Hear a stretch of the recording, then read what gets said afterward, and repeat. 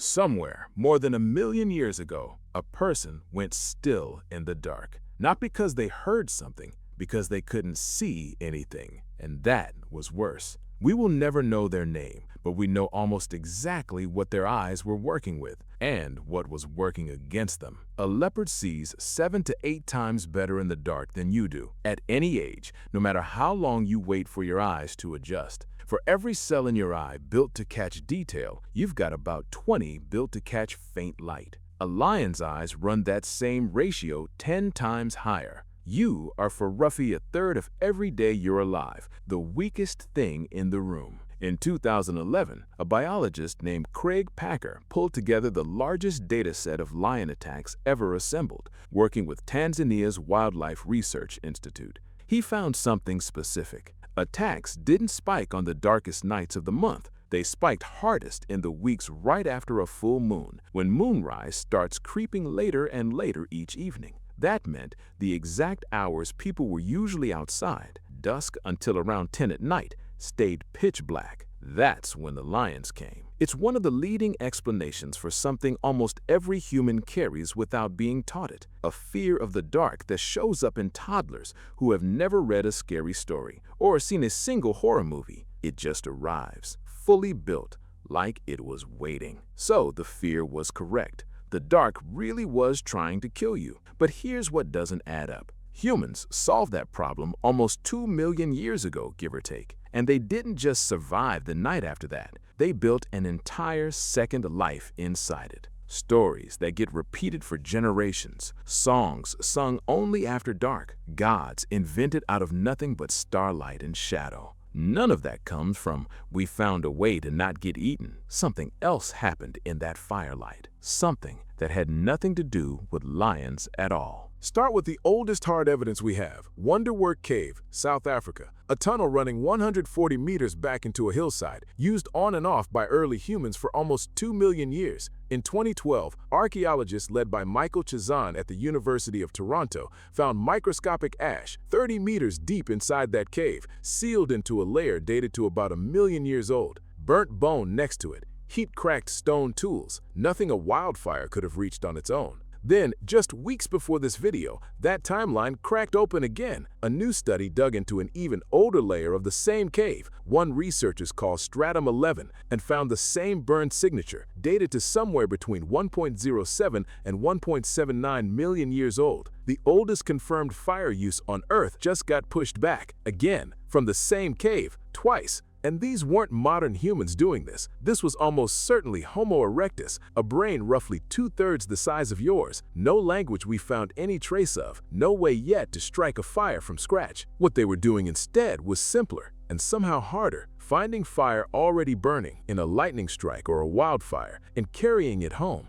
keeping one ember alive for days, sometimes longer, far from wherever it started. That takes planning. That takes one person whose entire job for hours at a stretch is just, don't let this go out. And that's the part everyone assumes fire was for. Light, heat, keeping teeth and claws at a distance. For a long time, that's all it was. Then, 500,000 years after Wonderwerk, something changes that has nothing to do with predators at all. Gesher Ben Not Yaakov in Jordan Valley, about 790,000 years old. Archaeologist Nama Goran Inbar and her team found burned seeds, burned wood, burned flint, fire, confirmed. But the interesting part wasn't that fire existed there. It was where the burnt material was sitting. It wasn't scattered randomly across the site. It was clustered tightly in specific spots. Researchers ended up calling these clusters phantom hearths. The actual fire is long gone, but the shape of where it sat, for months, maybe years, is still pressed into the ground.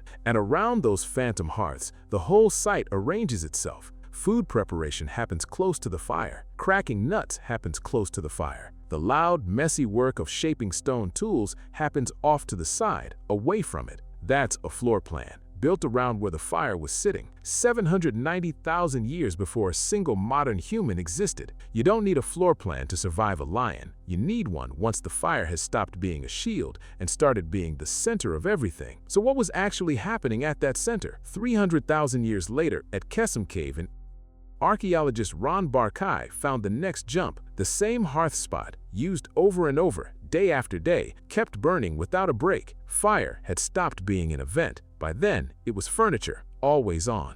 And once something is always burning, you'd assume it solved one obvious problem. People could finally sleep, safe and warm, the second it got dark. In 2015, a sleep scientist named Jerome Siegel at UCLA tested that exact assumption on 3 groups alive right now who still live almost entirely without electricity: the Hadza in Tanzania, the San in Namibia, the Chimani in Bolivia. He put activity trackers on 94 people and recorded over 1,000 actual nights of sleep, not guesses, measured. The result broke the assumption completely.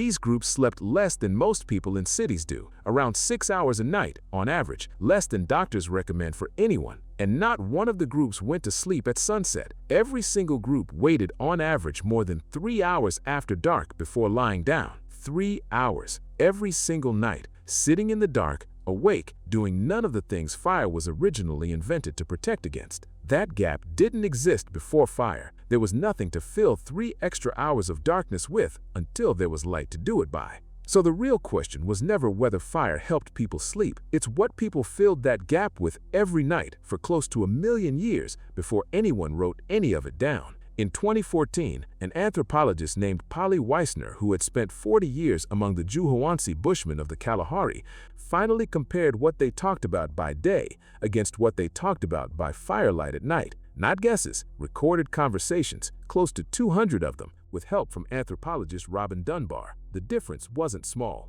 Daytime talk was almost entirely practical. Who owes who food? Who broke a rule? Who needs correcting? Useful, necessary, forgettable by the next week. Firelight talk was a different kind of conversation completely. Stories, almost always about real people, often dead ones. Songs, the kind of talk that builds a picture of someone else's life so clear you remember it for years. The gap fire created, those 3 dark hours nobody needed for survival, wasn't being spent recovering from the day. It was being spent building something the day never had room for. Something that has nothing to do with surviving the night and everything to do with surviving each other's absence. Go back to that person in the dark, more than 1 million years ago, going still because they couldn't see. The lion was real. The danger was real. But a lion doesn't usually take down a group standing shoulder to shoulder around a light. A lion takes the one who wandered off, the one who got separated, the one alone. So maybe the thing fire actually defeated wasn't sight to a predator. It was distance.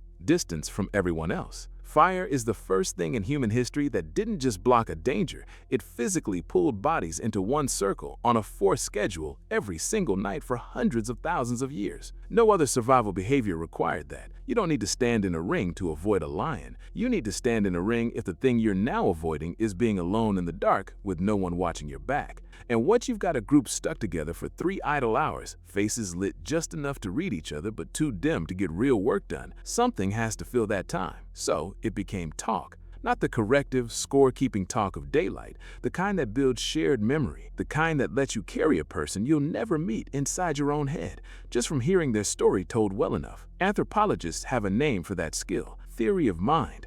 It just means being able to picture what's going on inside somebody else's head well enough to predict it, trust it, or be moved by it. That skill is the same one underneath gossip, planning, lying, love, and religion. Fear of the dark didn't only make our ancestors hide, it made them close the distance to each other every night for so long that the habit got built into what a human being is. The campfire wasn't humanity's first nightlight, it was humanity's first appointment to show up for each other. Picture that same person again, alone, more than 1 million years ago, gone still in the dark. They weren't wrong to be afraid. The lion was real. The dark really could have ended them. But the thing that ended up mattering more than the lion was who came and sat down next to them once the fire caught. That's still happening. It just looks different now. It's not a hearth anymore. It's a phone. Face lit pale blue at 1 in the morning. Somebody wide awake 3 hours after the sun went down for absolutely no survival reason at all. Texting a person they haven't seen in years about something that barely matters in a way that somehow does. Same gap, same hours, same pull. Someone is still carrying the ember. It just stopped looking like fire a long time ago.